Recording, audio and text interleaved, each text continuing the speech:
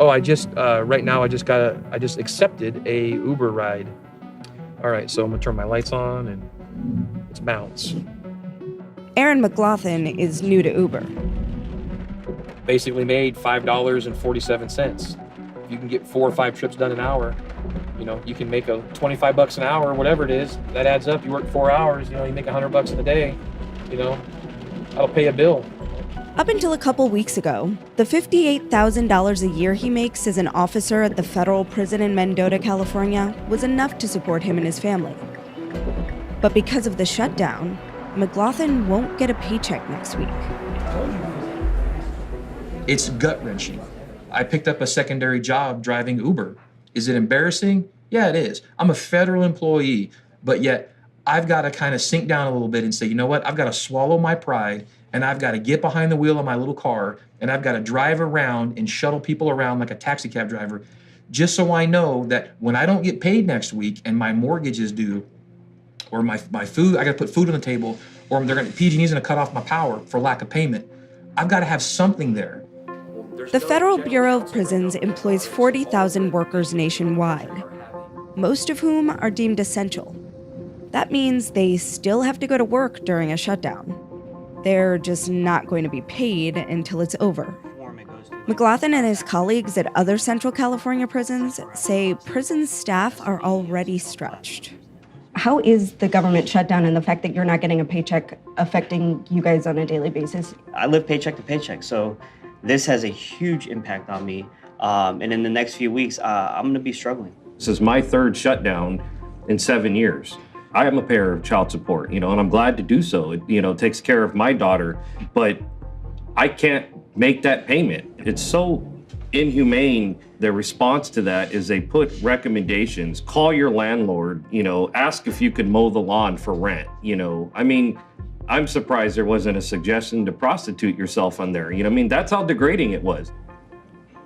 How is the shutdown affecting your colleagues and sort of the prisons more broadly?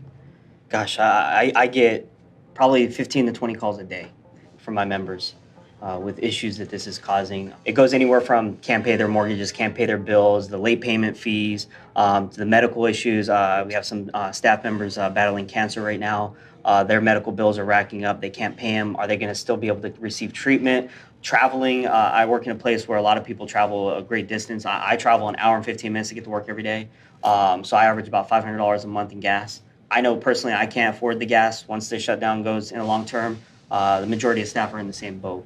Everybody's scared. They don't know what the hell's going on because this is different than 2013. We all went through the 2013 shutdown and it was 16 days. There was a different sense in Washington. They wanted to reopen. There's not that sense right now.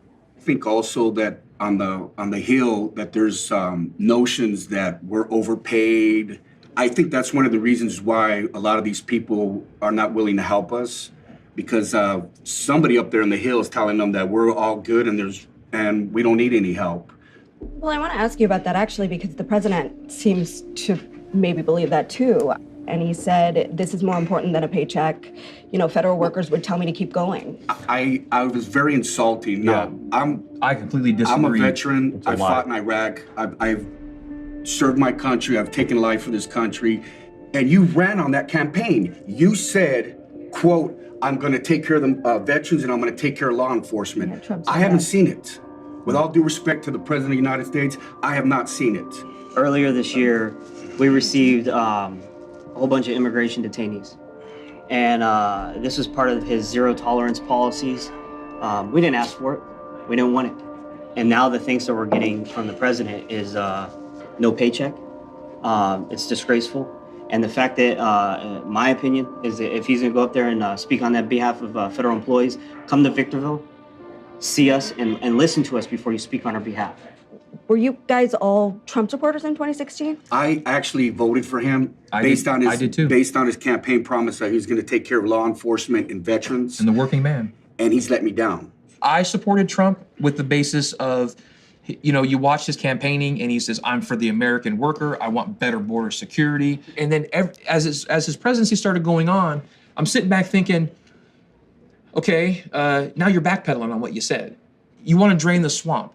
And my whole thing in the beginning was when you drain the swamp, you're talking about the politicians.